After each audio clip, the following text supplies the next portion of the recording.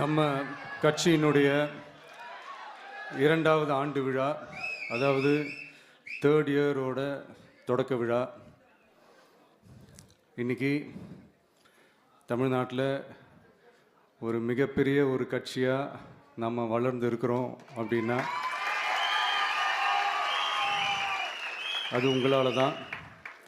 Plus நம்மளை நேசிக்கிற கோடிக்கணக்கான மக்களும் தான் அதுக்கு ஒரு மிக முக்கிய ஒரு காரணம். நீங்கள் தான் என்னுடைய ஒரு மிகப்பெரிய ஒரு பலம். உங்களை நம்பி தான் நானும் நம்ம கட்சியும் இருக்கிறோம். இதை நான் சொல்லி தான் உங்களுக்கு தெரியணும்னு அவசியம் இல்லை, இது உங்கள் எல்லாருக்குமே நல்லா தெரியும். அதனால் இன்றைக்கி உங்கள் எல்லாருக்கும், நம்ம கட்சியில் இருக்கிற தோழர்களுக்கும் தொண்டர்களுக்கும் இந்த கட்சியினுடைய ஒரு தலைமை தொண்டனான என்னுடைய வாழ்த்துக்களும் நன்றிகளும். அப்புறம் என்ன, மைக்கை பிடிச்சாச்சு, வெடியை கொளுத்தி போட்டுருவோமா?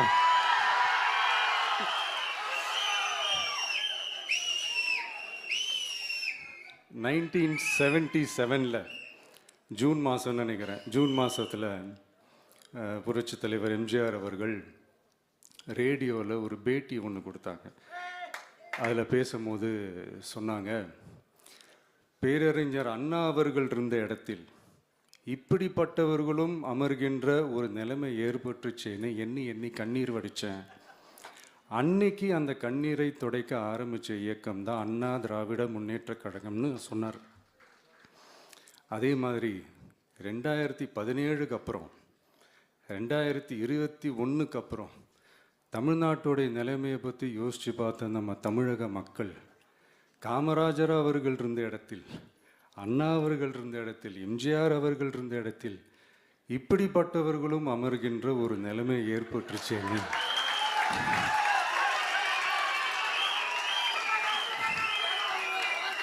தமிழக மக்கள் கண்ணீர் வடித்தாங்க.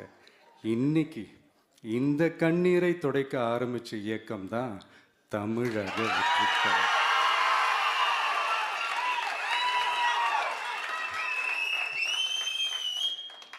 இப்படியெல்லாம் நம்ம பேசுறதுனால கண்டிப்பாக சில பேர் கொந்தளிப்பாங்க. அது பதிலாக நம்ம கவலைப்படக்கூடாது. ஏன்னா கொந்தளிக்கிறது தான் அவங்களுக்கு வேலையே. புரிதுங்களா அவங்களுக்கு?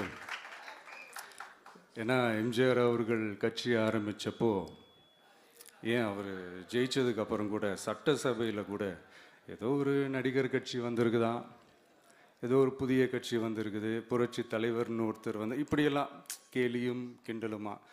அதனால் யார் அரசியலுக்கு வந்தாலும் இப்படி கொந்தளிக்கிறது தான் அவங்களுடைய வேலையே. அப்படி தான் நாம் அரசியலுக்கு வந்ததுக்கப்புறம் கூட இந்த விஜய்க்கு என்ன அனுபவம் இருக்குது, எம்ஜிஆர் அவர்களுக்கு எவ்வளோ அனுபவம் இருக்குது தெரியுமா? 52லேருந்து 72 வரைக்கும் அந்த 20 இயர்ஸ் திமுகவில் இருந்த ஒரு அரசியல் அனுபவம் எவ்வளோ இருக்குது தெரியுமா?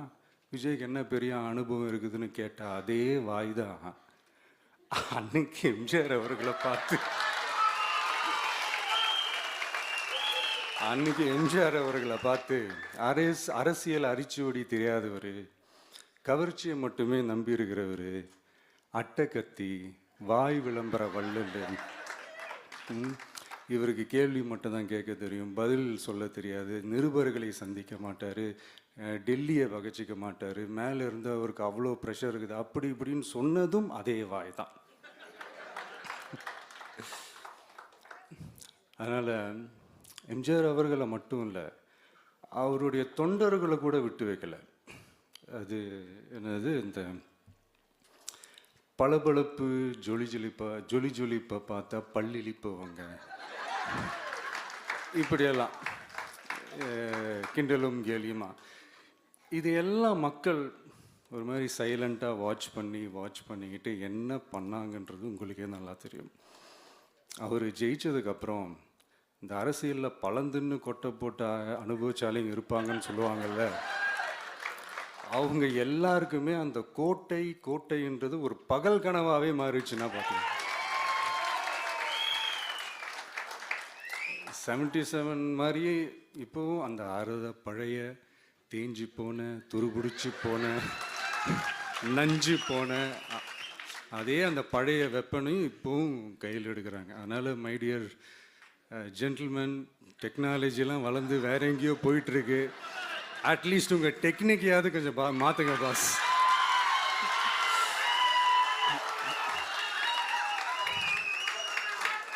காமராஜர் அவர்களையும் விட்டு வைக்கல. அவருக்கு இலக்கியம்னா என்ன தெரியும்? அவர் மாபெரும் புலவர், அந்த புலவர் இந்த புலவர்னு அவரை பற்றியும் கிண்டலும் கேலியுமா. அதான் முன்னாடியே சொன்ன மாதிரி யார் எதிர்த்து நின்னாலும் அவங்கள கொந்தளிக்கிறது தான் அவங்களுடைய வேலையே.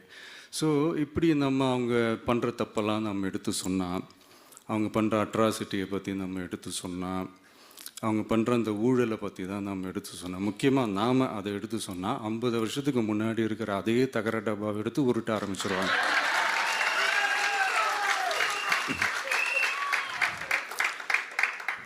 பவள விழா பாப்பாவுக்கு வேற என்ன தெரியும்?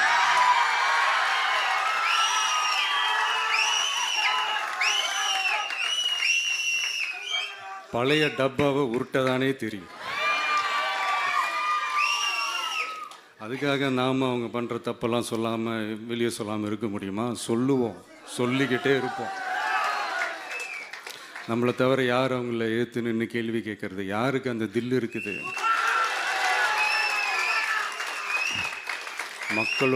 மக்களோட ஒரே பிரதிநிதி நாம் மட்டும்தான். ஸோ இப்படி இருக்கிற இந்த நிலைமையில் இன்னைக்கு இந்த டிஜிட்டல் உலகத்தில் திருவள்ளுவர் இருந்திருந்தாருன்னா இந்த தீய சக்தியை பற்றி என்ன திருக்குறள் எழுதியிருப்பாரு? ஒரு கற்பனையா, அநீதி, அராஜகம், தில்லுமுள்ளு இவை எல்லாம் திமுக முதற்றே உலகு.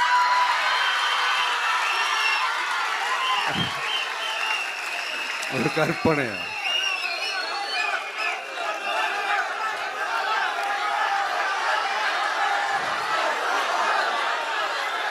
அநீதி, அராஜகம், தில்லுமுள்ளு இவை எல்லாம் திமுக முதற்றே உலகு.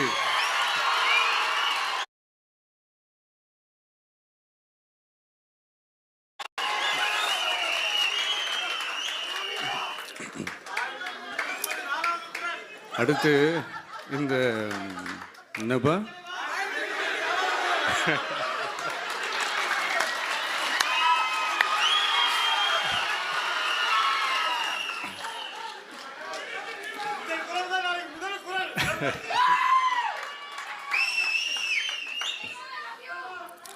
அடுத்து இந்த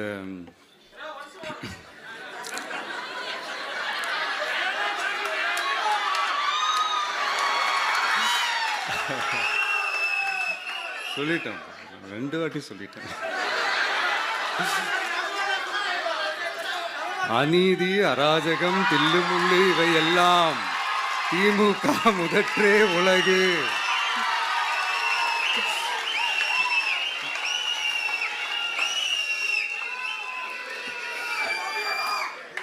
அடுத்து இந்த மும்முனை போட்டி, 4 முனை போட்டி அப்படிலாம் சொல்கிறாங்களே, சரி அவங்கள பொறுத்த வரைக்கும் அப்படியே இருக்கட்டும். அதில் மாபெரும் மக்கள் சக்தியாக நம்ம அணி ஒரு பக்கம், அடுத்து திமுக தலைமையில் மற்ற கூட்டணி கட்சிகள் ஒரு பக்கம், அடுத்து பாஜக தலைமையில் மற்றும் பலர்.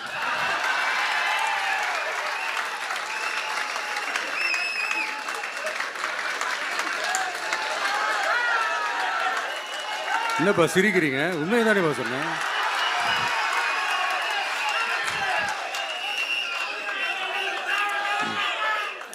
ஸோ இப்படி எத்தனை சக்திகள் எத்தனை பேர் வந்தாலும் திமுகவை வீழ்த்துறதுக்கு மாபெரும் மக்கள் சக்தியான நம்மளால் மட்டும்தான் முடியும். நம்ம டிவிகேவால் மட்டும்தான் முடியும். ஸோ இப்படி இருக்கிற இந்த நிலைமையில் ஏய் விஜய் வீட்டு விட்டு வெளியே வா, ஏய் விஜய் வீட்டு விட்டு வெளியே வா,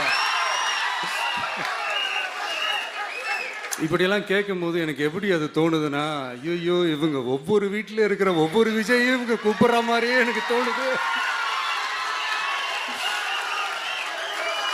அப்படிதான் எனக்கு தோணுது. அதனால பொறுங்க பாஸ், வருவாங்க, முறையா வருவாங்க.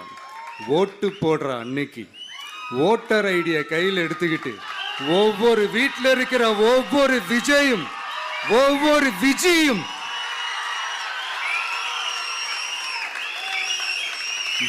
பூத்தா காலையிலேயே வந்து நிப்பாங்க பாருங்க. அன்னைக்கு தெரியும் பாருங்க, ஏண்டா இந்த விஜய கூப்பிட்டோம்னு.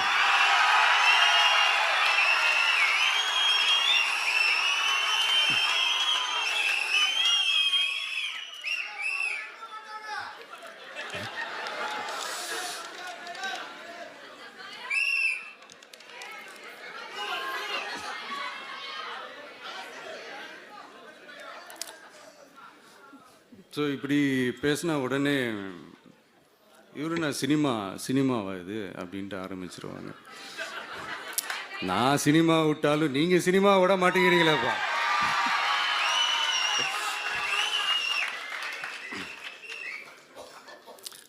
அப்புறம் இன்னொரு ரீசெண்டாக அந்த ஒரு விஷயம் போயிட்டு இருக்குல்ல, இந்த கருத்து கணிப்பு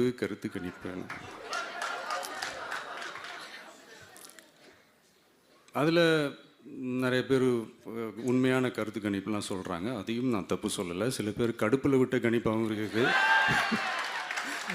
அதையும் நான் தப்பு சொல்லலை. இந்த கடுப்பில் விட்ட கணிப்பாளர்களுக்கு நான் சொல்லிக்கிறது என்னென்னா, ஒவ்வொரு ஊராக தெருவா வீடு வீடாக போய் நீங்கள் அந்த கருத்து கணிப்பு எடுத்து பாருங்கள். ஒவ்வொரு வீட்லேயும் டிவிக்கு இருக்கிறத நீங்கள் பார்ப்பீங்க.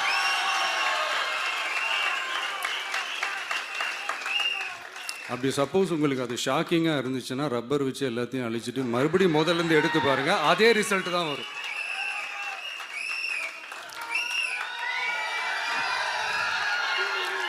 இது என்னப்பா லாஜிக்கு, அது எப்படி எல்லார் வீட்லேயும் டிவிக்கு இருக்கும் அப்படின்னு நீங்கள் கேட்டிங்கன்னா, ஒரு சின்ன சாம்பிளுக்கு ஒரு சின்ன டெஸ்ட் ஒன்று பண்ணி பாருங்களேன். நம்ம சிஎம் சார் இருக்காங்கள்ல, ஸ்டாலின் சார்,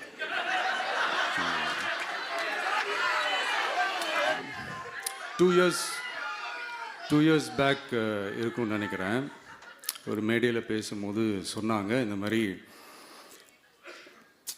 என்னோட கட்சிக்கு அவங்களோட கட்சிக்காரங்க சில பேர் பண்ணுற அட்ராசிட்டி, ஒரு சில மந்திரிகள் பண்ணுற சில அட்ராசிட்டிஸ்லாம் பார்த்து ராத்திரியில் எனக்கு தூக்கமே வரமாட்டேங்குது அப்படின்னு ஒரு 2 years பேக் இருக்கும்னு நினைக்கிறேன். அந்த வீடியோ கூட இருக்குது.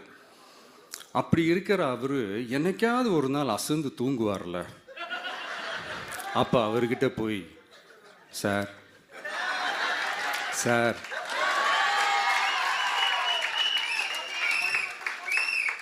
எந்த சின்னத்துக்கு சார் ஓட்டு போடுவீங்க அப்படின்னு கேட்டு பாருங்க. விசில் சின்னத்துக்கு தான்.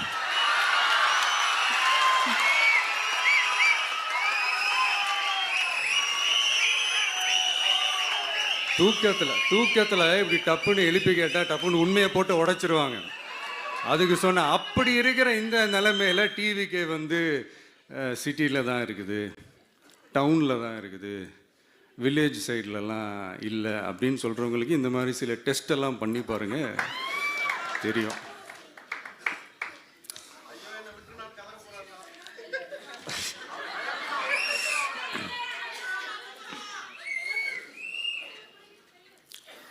விசில் சின்னம் போகாத ஊரே இல்லை. விசில் சின்னம் எங்கெல்லாம் இருக்குதோ அங்கெல்லாம் டிவிக்கே இருக்குதுன்னு அர்த்தம். என்னுடைய அம்மா, அக்கா, தங்கைகள், அண்ணன், தம்பிகள் டிவிக்கேக்கு ஓட்டு போடுறத யாராலையும் தடுக்க முடியாது.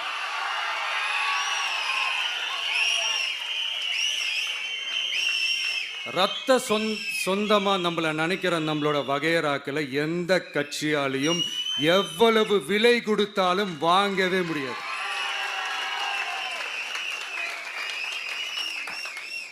நான் ஓவர் கான்ஃபிடென்ஸில் பேசுகிறேன் அப்படின்லாம் நினைக்காதீங்க. இதுதான் கள நிலவரம், கள யதார்த்தமும் இதுதான். தீய சக்தியை வீழ்த்துறதுக்கு தூய சக்தியான நம்மளால் மட்டும்தான் முடியும். இந்த 2026 சட்டமன்ற தேர்தலில் டிவிக்கே தான் மக்களோட ஒரே ஆப்ஷன். Otherwise no diversion.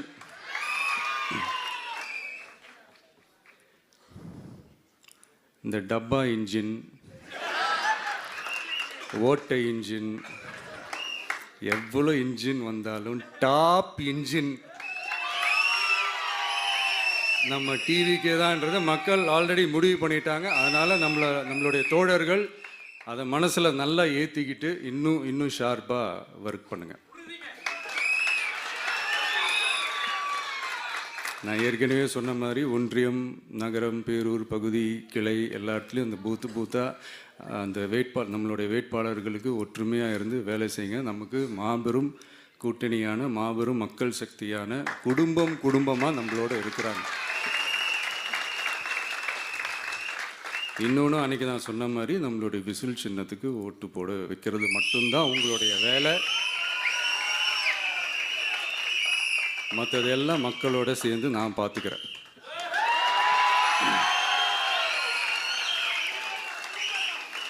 தமிழ்நாட்டோட அரசியலில் த விசில் ப்ளோயர் இஸ் டிவிகே.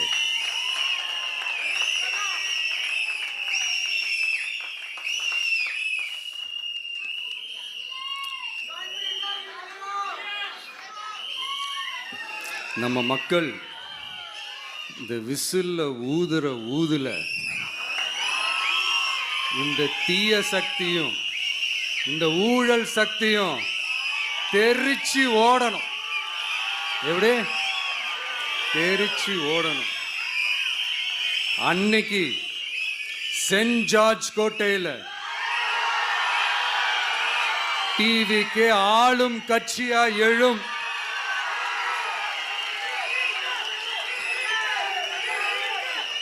உங்களோட நான் இருக்கேன், நம்மளோட நம்ம மக்கள் இருக்கிறாங்க.